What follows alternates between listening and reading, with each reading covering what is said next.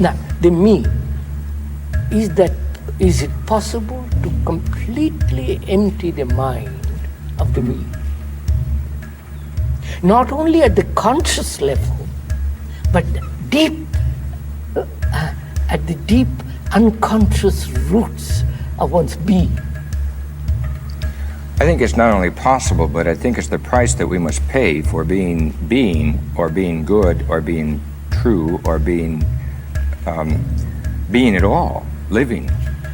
Is the price to live? The price we must pay is to rid ourselves of meanness. Is there a process, a system, a method to end the me?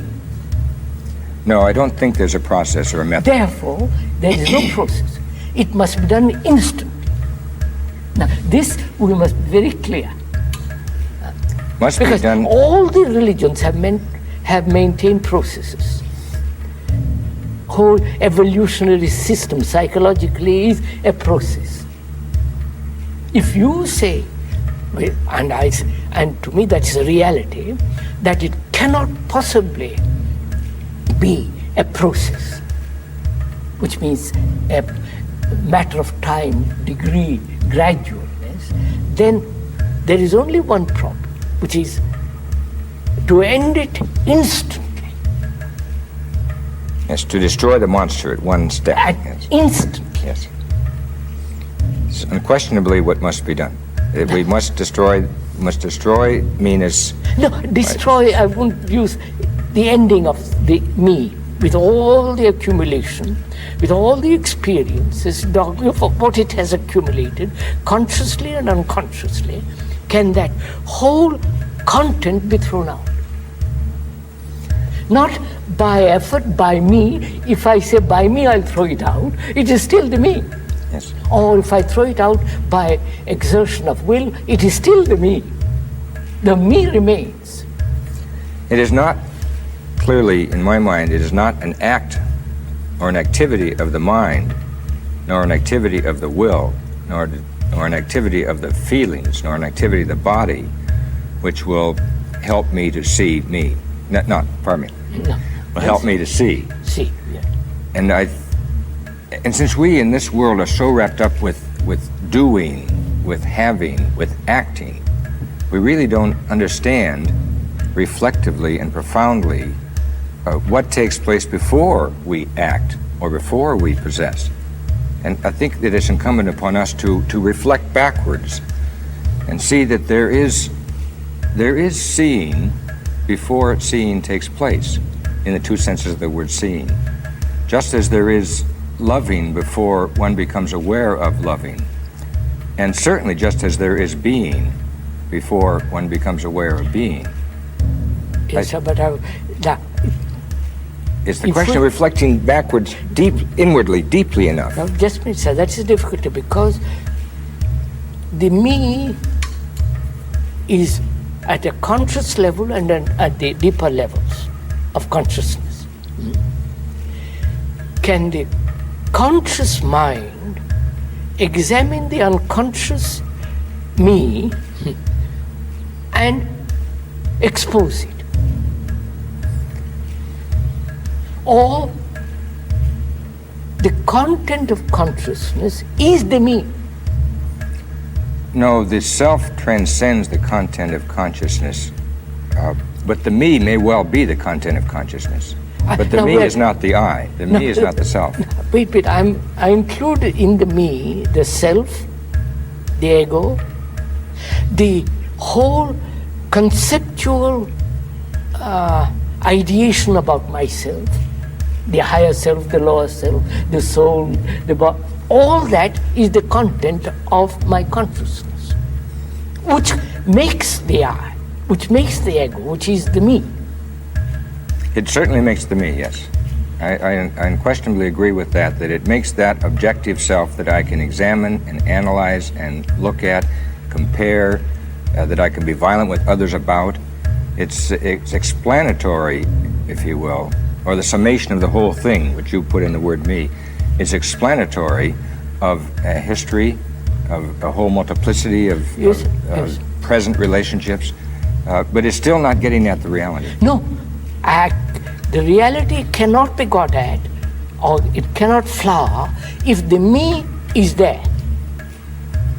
Whenever, as I said before, whenever I insist upon viewing you as me, then the reality cannot flower and freedom will not be. So, can the content of my consciousness, which is the me, which is my ego, myself, my ideations, my thoughts, my ambitions, my greeds, all that is the me, my nation, my desire for security, my desire for pleasure, my desire for sex, my desire for to do this and do that, all that is the content of my consciousness.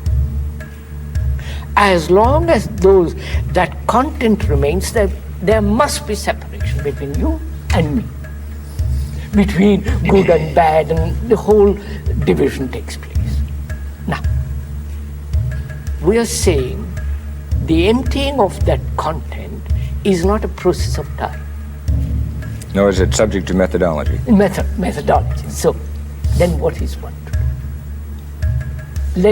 Let's look at it. Let's take time a little bit over this, because it's quite important, because most people say you must practice, you must strive, you must make a tremendous effort, live discipline, control, suppress. I'm very familiar with all that. That's all out. That has not been helpful. Not at all. No. So, how is the content to be emptied with one stroke, I say? I would say, and maybe we could pursue this together, the content cannot be emptied by a negative action of repudiation of the content. No, obviously. So we must not, that is a blind alley. Obviously. We must not approach it that way. By denying it, you are putting it under the carpet. I mean, it is like locking it up. It is still there. It's a pretense. That just, one has to see this. One has to be tremendously honest in this. Yes. Otherwise, one plays tricks upon oneself. One deceives oneself. I see clearly, logically, that the me is the mischief in the world. Well, I don't see that so logically as simply intuitively. I mean, all right. It's not the result of a discursive act. No, of course it's not a not. dialectic. Analytical dialectic. You see it. You see a selfish human being, whether it's politically high or low, you see human beings selfish and how destructive they are. Now the question is, can this content be emptied so that the mind is really empty and active and therefore capable of perception? Probably the content cannot be simply emptied. I think that the content can be put in a perspective or can be seen for its inadequacy or its inappropriateness by a very energetic act of simply seeing. That's what I said in the beginning, that so long as I look at the truths of any given religion, I am not finding truth itself. And the way I discover the relative value of the truths of any given religion is precisely by seeing truth itself. In itself, not as an object. No, I cannot, the mind cannot perceive the truth if there is division. That I must stick to you. Once you have division of any kind, that's finished. Then you're in the categorical level, and then you will not see. Therefore, my question is, whether the mind can empty its content? Well, this is really, you follow the... I follow what you're saying, and I think you are devising a new methodology. No, I'm not devising a method. I don't believe in methods. I think it's the most mechanical, destructive things. But then you, after having said that, then you come back and say, but if the mind is if the self is really to see, it must empty itself of content. Isn't this a method? No. But why, sir, is it not a method? I'll show you, sir. It's not a method because we said, as long as there is division, there must be conflict. That is so, politically, religiously. And we say division exists because of the me. Me is the content of my consciousness. And that the emptying of the mind brings unity. I see this not logically, but as fact, not conceptually. I see this in the world taking place, and I say how absurd, how cruel all these things. And the perception of that empties the mind. The very perceiving is the act of emptying. But your suggestion is that the perception of the inappropriateness of the content of consciousness or of the me, the perception of that, the inadequacy of this, or the truthlessness of the me, is in itself the discovery of being. That's right. I think we should pursue that. We should. Because I wonder if the perception is in fact that negative, or might in fact be very positive. No. That it's rather in the simple seeing of the being of things, and it wouldn't have to be me or you in the objective sense. It could be this table or my hand or whatever, that I discover the inadequacy of such things as the content of consciousness or these objective sorts of things like me or you in the objective sense. So it may be a rather profound display of intellectual or rather personal energy that simply makes itself by reason of the display visible to me. It's easy, it's dissipating, and at the same time it's easy to deal with concepts. We've agreed on that. It's easy to create concepts. We've agreed on that. It's easier, I maintain, to see simply. Of course. Prior to concepts. Seeing. Just simply seeing. So, there is no perception if that perception is through an image. There's no perception if the perception is through an image. I think that is very true. No. The mind has images. The mind is bedeviled with images. Just it. It has images. I have an image of you and you have an image of me. These images are built through contact, through relationship, through you are saying this, you are hurting me, and it's built, it is there, which is memory. The brain cells themselves are the residue of memory, which is the image formation, right? Now,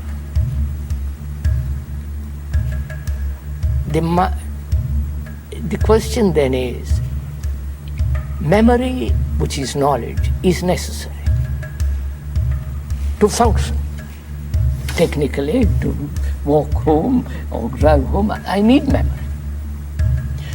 Therefore, memory has a place as knowledge. And knowledge as image has no place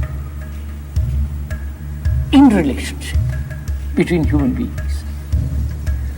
I still think that we are avoiding the issue at hand, because I think what you have said relative to the question of memory is, as you have suggested, terribly important. But I don't think that memory or the repudiation of memory, like consciousness or the repudiation of the content of consciousness, is the solution to the problem. I think what we have to do is say, how is it, Krishnaji, that you, and I'm not talking methodology now, but I know that you have seen, how is it that you saw or that you see? And don't tell me what you eliminated in order to describe to me what how I saw. You simply see. Yes, now suppose you wanted to say to someone who had no such experience, you simply see, because I say the same thing myself all the time. Well, you simply see. And people say, you simply see how? And we must somehow or other, if we are to be teachers, deal with yes, this. Let me take you by the hand and I will show you how to see. I'll show you. I think that's fairly simple.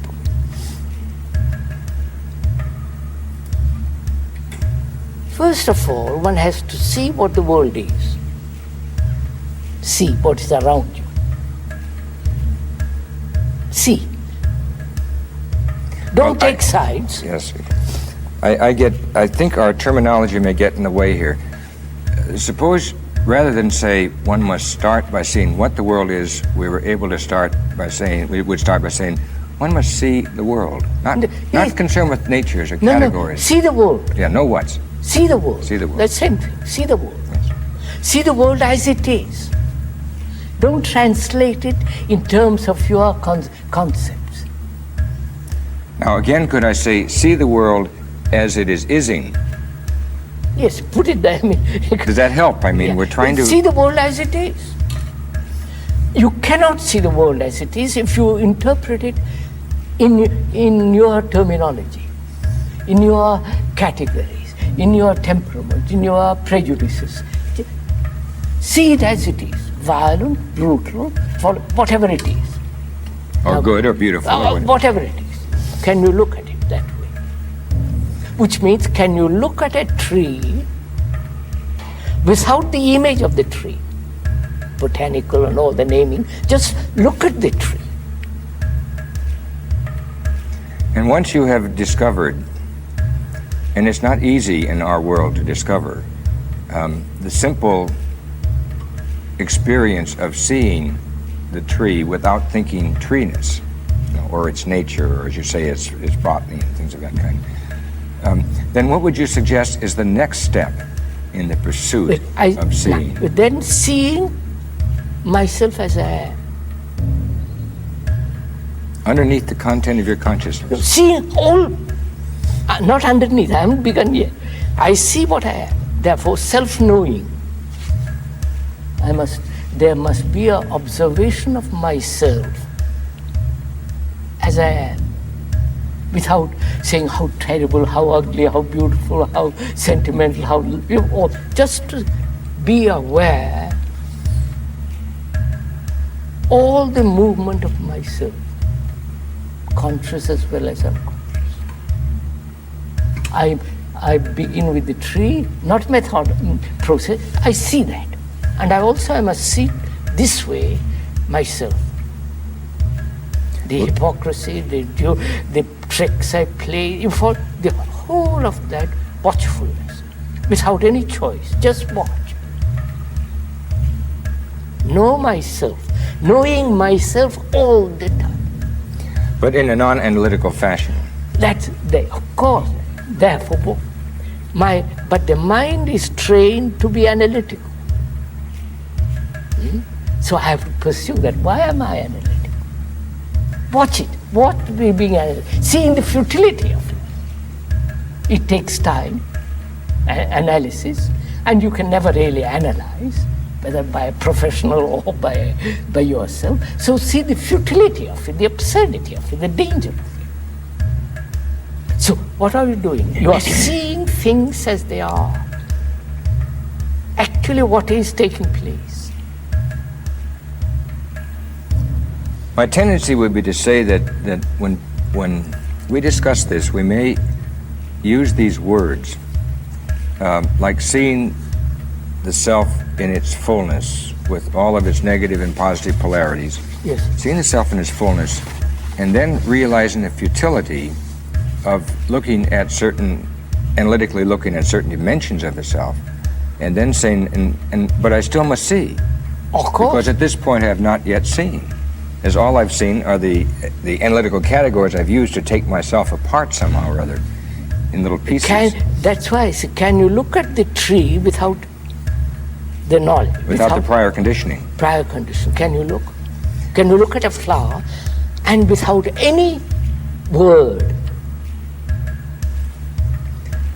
I can see how one must somehow or other be able to look at the self. I must be able to look at you, Krishnamurti, and not use the word Krishnamurti. Otherwise, I will not see you. That's right. But this is true. That's right. Now, after I have learned through thinking to say somehow or other, I must see you and not even use the word. Or Then the what, word, the form, the image, the content of that image, and all the rest of it. yes, whatever the word denotes, I must not use. So that requires tremendous watchfulness. Yes, it requires Watchfulness in the sense, not correction, not saying I must or I must not, watching. when you use the word watching, and I think again because we are teaching, we must be careful of our words. Being aware of what it doesn't matter what word uses. Watching has the connotation of observation, and observation has the connotation of putting something out there to look at under a microscope, as a scientist would do. And I think this is what we don't want to teach. No, of course. Of course. So now, if you could use again, Krishnaji, the word watching. Instead of watching, being aware, choicelessly aware. Choicelessly aware, fine. All right. Now, this we must do. Yeah. Choicelessly aware of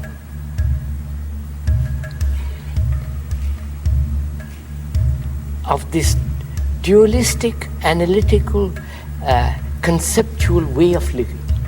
Be aware of it. Don't correct it. Don't say this is right, this. Be aware of it. And we are aware of this so intensely when there is a crisis. I think we have another problem that precedes this one by an inch. And I think the other problem is, what kinds of questions can I ask myself in order to be aware of you and not use the categories, or to be aware of the fact that in being aware of you, I am using the categories and the stereotypes and all these other funny images that I use all the time? Is there some way in which I can address myself to you using certain kinds of words, not ideas, words that don't relate to ideas at all, using certain kind of words that don't relate to ideas, that somehow that will teach me or teach you or teach whomsoever that there is something more important or more significance in you than your name or your nature or your content or your consciousness or your good or your evil. What words would you use if you were to teach a young person or an old person, because we all have the problem? What words would you use in order to make it understandable in a non-rational, or rather in a pre-rational way, that you are more than your name connotes? I would use that word, I think, be choicelessly aware. Choiceless. To be choicelessly aware. Because to choose as we do is one of our great conflicts. And we, for some strange reason, associate choice with freedom, which is the antithesis of freedom. It's absurd, yes. Of course. But now, so then to be freely aware. Yeah, freely, choicelessly. Not in the sense of choicelessness, freely aware, yes. Now, suppose that someone would want to say, but sir, I don't understand completely what you mean by choicelessly aware. Can you show me what you mean? First of all, choice implies duality. Choice implies duality. But there is choice. I choose that carpet better than the other carpet. But there, at that level, it is choice must exist. But when there is an awareness of yourself, choice implies duality. Choice implies effort. Choice implies a highly developed consciousness of limitation. Yes, yes. Choice implies also conformity.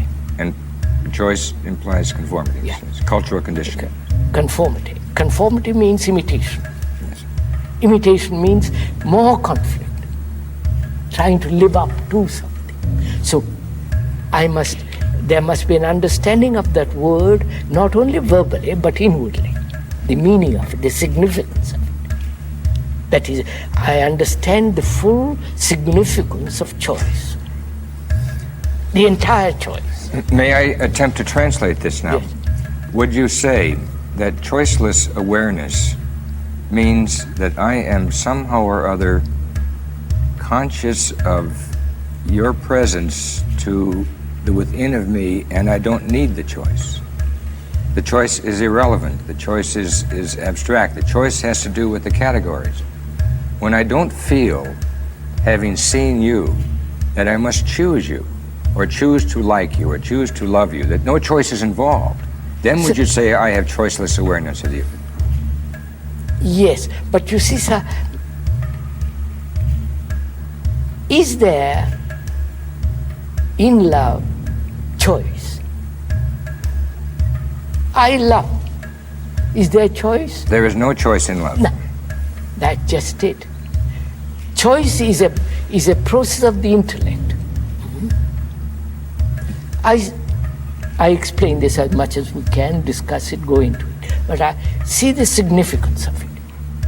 Now, to be aware, what does that mean, to be aware? To be aware of things about you outwardly, and also to be aware inwardly, what's happening, your motives, your anxiety. To be aware, again, choicelessly. Watch, look, listen, so that you are watching without any movement of thought. The thought is the image. Thought is the word. To watch without thought coming and pushing you in any direction, just to watch. I think you used a better word before when you said Aware. to be aware. Yes, sir. Because it's an act of existence rather than an act of the mind or the Of course, feelings. of course. Or anything. So then I have to somehow or other become, eventually, and therefore be aware in a precognitive sense of your presence. Be aware. That's right. And this antecedes choice. Yes. And it makes choice unnecessary. There's no choice. Be There's aware. no choice. There's no Yes. choice. Be aware. Choiceless awareness is. From there, there is an awareness of the me. Awareness, how hypocritical, how, the whole of the movement of the me and the you. But sir, you're moving backwards now. I We've purposely- already. Well, I know. I moved so that we related to, so that there is this quality of mind that is free from the me, and therefore no separation. I don't say that we are one, but we discover the unity as a living thing, not a conceptual thing, when there is this sense of choiceless attention